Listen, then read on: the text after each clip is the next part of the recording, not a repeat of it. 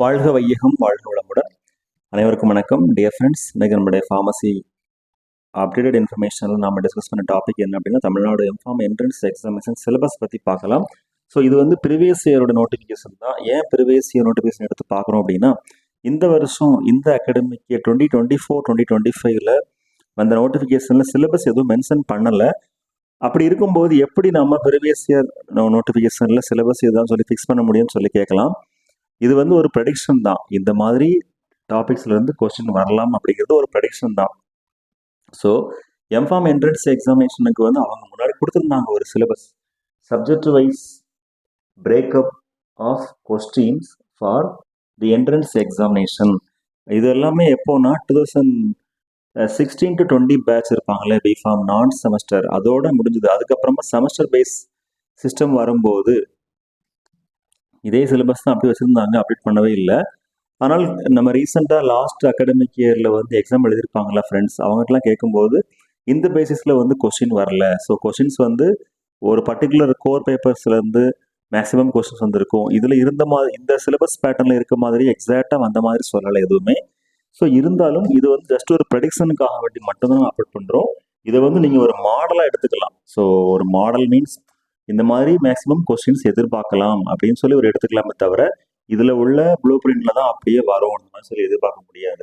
For example, நமக்கு வந்து ஃபார்முலேட்டிவ் pharmacy and biopharmaceutics நீங்கள் இப்படி பார்க்கறதோட சப்ஜெக்ட், அதாவது டிபார்ட்மெண்ட் செக்ஷன் வைஸ் பிரிச்சுக்கலாம். Pharmaceutics, pharmaceutical chemistry, pharmacology, pharmacognosy, அதுபோக அதர் சப்ஜெக்ட்ஸ் நம்ம ஜிபட் படித்தோம் இல்லையா, அதே மாதிரி பிரித்து பார்த்தீங்க அப்படின்னா இதில் வந்து ஃபார்மசூட்டிக்ஸும் ஃபார்மசூட்டிக்கல் கெமிஸ்ட்ரியும் அதிகமாக இருக்கும். அதுக்கு ரீசன் என்ன அப்படின்னா, சப்ஜெக்ட்ஸ் நம்பர் ஆஃப் சப்ஜெக்ட்ஸ் வந்து ரொம்ப அதிகமாக இருக்கும்.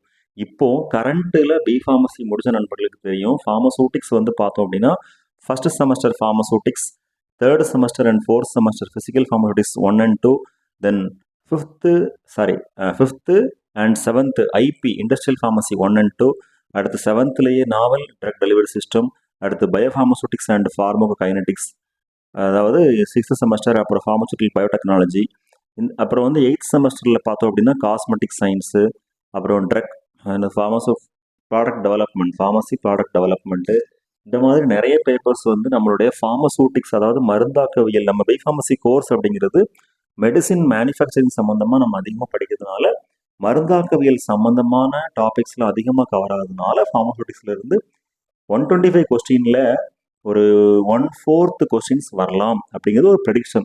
அந்த வகையில் பார்க்கும்போது பழைய பேட்டர்ன் எடுத்துட்டோம் அப்படின்னா ஃபார்முலேட்டிவ் ஃபார்மசி அண்ட் பயோஃபார்மசூட்டிக்ஸ், இப்போ எடுத்தோம் அப்படின்னா இண்டஸ்ட்ரியல் ஃபார்மசி, பயோஃபார்மசூட்டிக்ஸ் அண்ட் ஃபார்மகோகைனடிக்ஸ், அதில் இருந்து 10 கொஸ்டின்ஸ் இருக்குது. ஓகேவா?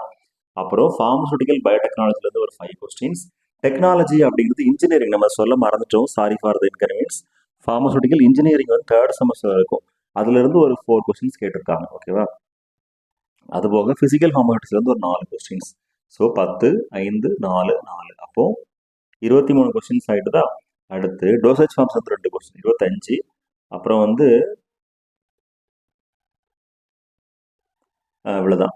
அதாவது சொல்லப்போனால் ஃபார்மசூட்டிக் சப்ஜெக்ட்ஸில் 25 கொஸ்டின்ஸ் கேட்டிருக்கிறாங்க. ஓகே, 25 கொஸ்டின்ஸ் வந்து வரதுக்கு வாய்ப்பு இருக்குது.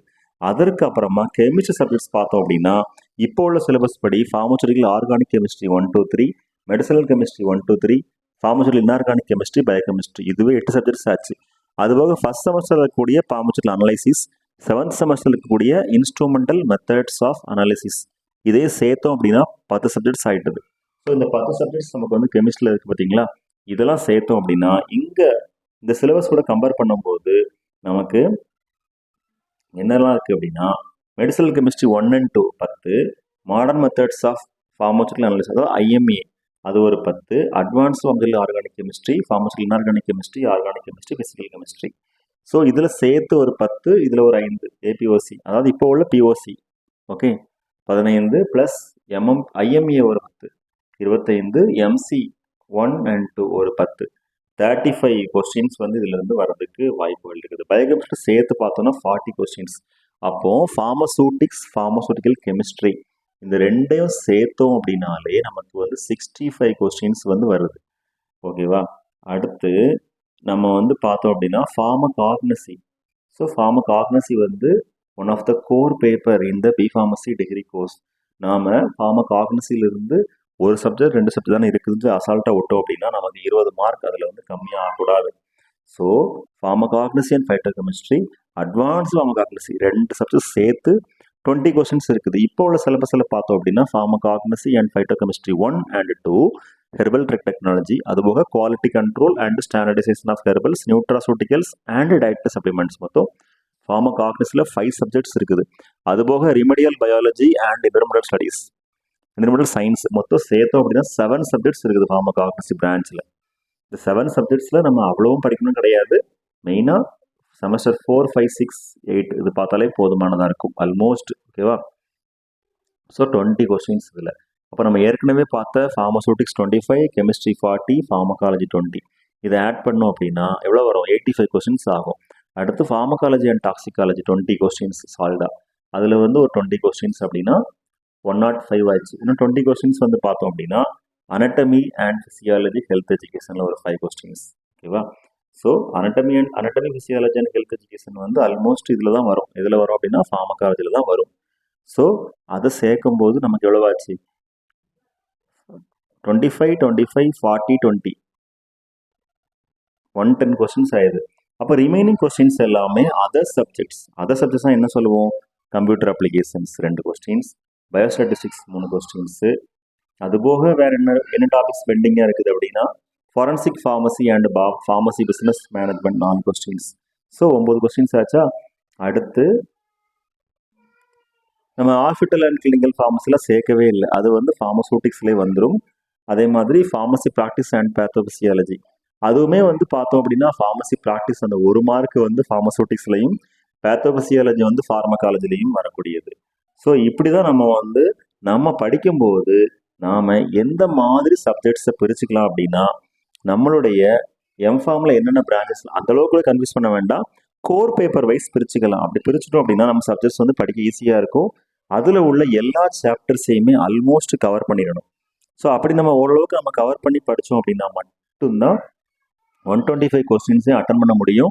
இதில் வந்து பார்த்தோம் அப்படின்னா ஒரு 40 கொஸ்டின்ஸ் ஈஸியாகவும், அதாவது 1/3 ஈஸியாகவும், ஒரு 1/3 மாடரேட்டாகவும், ஒரு 1/3 வந்து டஃப்பாகவும் இருக்கலாம். இதுவும் ஒரு ப்ரெடிக்ஷன் தான். இப்போ 125 டிவைடட் பை 3 அப்படி பார்த்தோம் அப்படின்னா 41 இல்லை 42 வரும். ஓகேவா? ஸோ அப்போ 42 கொஸ்டின்ஸ் உங்களுக்கு ஈஸியாக இருக்கலாம். ரிமைனிங் 42 கொஸ்டின்ஸ் வந்து மாடரேட்டாக இருக்கலாம். அதாவது மாடரேட் மீன்ஸ் எப்படி சொல்கிறது, 2 ஆப்ஷன்ஸ் வந்து கன்ஃபார்மாக ராங்குன்னு தெரியும், 2 ஆப்ஷன்ஸ் மட்டும் நமக்கு வந்து கன்ஃபியூஷனில் கொடுத்துருப்பாங்க, அதை நம்ம இப்போ கன்ஃபார்ம் பண்ணி எழுதணும். ரிமைனிங் 41 ஆர் 42 கொஸ்டின் டஃப்பாக இருக்கலாம். டஃப்பாக இருக்கணும் மீன்ஸ் ஒரு கால்குலேஷன் மாதிரியோ இல்லை வந்து ஒரு ப்ராப்ளம்க்கு வந்து சொல்யூஷன் பார்க்குற மாதிரி இருக்கலாம். ஸோ அப்போது நம்ம ஈஸியான கொஸ்டின்ஸ் 42 கொஸ்டின்ஸ் கன்ஃபார்மாக எழுதிடுவோம் எப்படி இருந்தாலும். ஸோ இதில் வந்து பார்த்தோம் அப்படின்னா ஒரு கொஸ்டினுக்கு 0.72 மார்க். நம்ம ஏற்கனவே சொல்லியிருந்தோம் இந்த வீடியோவில். இந்த மார்க் வந்து எப்படி கால்குலேட் பண்ணுவோம், அதை பற்றி உங்களுக்கு ஐடியா இருக்குமா? அது எப்படின்னா டோட்டல் நம்பர் ஆஃப் கொஸ்டின்ஸ் வந்து 125 கொஸ்டின்ஸ் தான். இந்த எக்ஸாமினேஷன் நடத்துறது வந்து 90 மார்க்கு தான் எக்ஸாம் நடத்துகிறாங்க. ஸோ அப்போது 90 டிவைடட் பை 125 அதை பார்த்தோம் அப்படின்னா 0.72 வரும். அப்போது நாம் 10 கொஸ்டின்ஸ் எழுதணும் அப்படின்னா நமக்கு 7.2 மார்க் கிடைக்கும். 20 கொஸ்டின்ஸ் எழுதணும் அப்படின்னா 14.4 மார்க் கிடைக்கும். நம்ம ஏற்கனவே ப்ரெடிக்ட் பண்ணியிருந்த மாதிரி நமக்கு 40 கொஸ்டின்ஸ் ஈஸியாக இருக்கும்னு சொல்லியிருந்தோம்ல, அப்போது எல்லாருமே கன்ஃபார்மாக 28.4 மார்க் வாங்கிடலாம். அதில் எந்த மாற்றமும் கிடையாது. அதே மாதிரி மாடரேட்டாக உள்ள 40 கொஸ்டின்ஸில் வந்து 20 கொஸ்டின்ஸ் நம்ம கன்ஃபார்மாக எழுதிடுவோம் எப்படி இருந்தாலும். ஸோ நம்ம ஓரளவுக்கு நல்லா ரீகால் பண்ணிட்டு போனாலும் நமக்கு 43.2 மார்க் வரும். ஏன் அப்படின்னா நாங்கள் எழுதும்போது எங்களுடைய மார்க் வந்து 43.2 அந்த டைமில் 2012. ஸோ அப்போ வந்து அந்த மாதிரி ரெஃபரன்ஸ் சோர்ஸஸ் வந்து அதிகமாக இல்லை, ஒன்லி டெக்ஸ்ட் புக்ஸ் தான். இப்போ இருக்க மாதிரி ஆன்லைன் சோர்ஸஸ், யூடியூப் அதெல்லாம் பார்த்து படிக்கக்கூடிய சான்ஸ் இல்லை. ஸோ அதனால் நான் 43.2 மார்க் கிடச்சிது. அதுக்கு மேலே நம்ம எடுக்கக்கூடிய மார்க்கு, அதாவது 60 கொஸ்டின்ங்கும் போது ஆல்மோஸ்ட் 50% வந்துடும் வச்சுக்கோங்களேன். ஃபஸ்ட்டு மார்க் வந்து அப்ராக்சிமேட்லி ஒரு 65 அந்த ரேஞ்சில் வரும். நீங்கள் 55 அந்த ரேஞ்சில் எடுத்தால் கன்ஃபார்மாக உங்களுக்கு வந்து டாப் ரேங்கில் வரும். நினச்ச பிரான்ச் நினச்ச இன்ஸ்டியூஷனில் கிடைக்கும். ஸோ இந்த வீடியோ நம்ம ஓரளவுக்கு எக்ஸ்பிளைன் பண்ணி சொல்கிறதுக்கு ரீசன் என்ன அப்படின்னா நம்ம சிலபஸை பார்த்து கன்ஃபியூஸ் பண்ணிக்க வேண்டாம். இந்த சிலபஸை வந்து ஒரு மாடலாக எடுத்துக்கிடலாம். இதுதான் வரும் அப்படின்னு சொல்ல முடியாது, இதிலிருந்து வராதுன்னு சொல்ல முடியாது. ஓரளவுக்கு நம்மளுடைய செமஸ்டர் பேட்ச் வச்சு நமக்கே தெரியும் எந்தெந்த பேப்பர்ஸ்லாம் கோர் பேப்பர்ஸ், எதெல்லாம் வந்து நான் கோர் பேப்பர்ஸ். இப்போ நான் கோர் பேப்பர்ஸ் இன்னும் சொல்ல முடியாது. அப்படி சப்போஸ் சொல்ல வேண்டிய சூழ்நிலை வந்தால், இப்போ நம்ம படிக்கக்கூடிய pharmacy business management, forensic pharmacy இந்த மாதிரி சப்ஜெக்ட்ஸில் வந்து கொஸ்டின்ஸ் வந்து ரொம்ப கம்மியாக கூட கேட்கலாம். இப்போ கோர் பேப்பர்ஸ் சொன்னோம் அப்படின்னா pharmaceutics, pharmaceutical chemistry, pharmacology, pharmacognosy இந்த மாதிரி சப்ஜெக்ட்ஸ்லாம் வந்து இப்போ ஃபார்மகாலஜி அப்படின்னா ஃபார்மகாலஜி 1, 2, 3 கண்டிப்பாக படிச்சாகணும். எம்சினா எம்சி 1, 2, 3, பிஓசினா பிஓசி 1, 2, 3ல உள்ள முக்கியமான டாபிக்ஸ் எல்லாமே உங்களுக்கு அடிக்கடி இன்டர்னல் எக்ஸாமினேஷனில் சொல்லியிருப்பாங்க. யூனிவர்சிட்டி எக்ஸாமினேஷனில் நம்ம அதிகமாக ஃபோக்கஸ்டாக படிச்சிருப்போம்.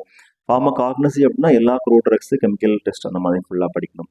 அப்புறம் பிஓசி அது நம்ம ஏற்கனவே சொல்லியிருந்தோம் இல்லையா. எம்சியில் வந்து பார்த்தோம்னா synthesis, SIR and classification of drugs. அப்புறம் ஸ்ட்ரக்சர்ஸ் வந்து இம்பார்ட்டன்ட் காம்பவுண்ட்ஸ்க்கு ஸ்டார் மார்க் போட்ட காம்பவுண்ட்ஸ்க்கு படிக்கிற மாதிரி இருக்கும். இதுதான். ஓகே ஃப்ரெண்ட்ஸ், நல்லா ப்ரிப்பேர் பண்ணுங்கள். All the best. நம்ம வந்து வீடியோ எப்படி அப்ளிகேஷன் ஃபார்ம் சென்ட் பண்ணுறோங்கிறது ப்ரிப்பேர் பண்ணி நம்ம மேக்ஸிமம் மார்னிங் அப்லோட் பண்ணுறதுக்கு முயற்சி பண்ணுறோம். வாழ்த்துக்கள் எல்லாருக்கும். நீங்கள் நினச்ச பிரான்ச்சில் உங்களுடைய எம்ஃபார்ம் சீட் மற்றும் உங்களுக்கு பிடிச்ச இன்ஸ்டியூஷன் கிடச்சி லைஃப்பில் நல்ல ஒரு மாஸ்டர் ஆஃப் ஃபார்மசி ப்ரொஃபஷனலிஸ்ட்டாக வர்றதுக்கு மனமார்ந்த வாழ்த்துக்கள். வாழ்க வையகம், வாழ்க வளமுடன். நன்றி.